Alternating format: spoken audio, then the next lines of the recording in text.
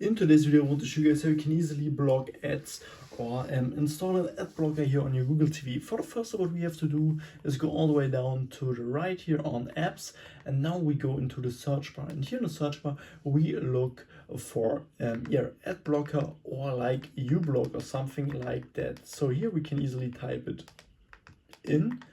So like uBlock, uBlock, and then go here to search, and here we can easily install like different ad blocker apps.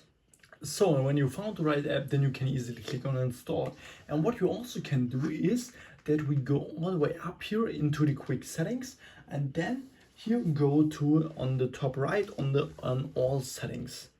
And here in all settings, we can go on privacy and then go to the right here and then go on ads. So and here we can easily click on it, and then we can reset our ad ID. Or what you also can do is here we should see like we can get a new advertising ID, or we can also turn off and delete personalized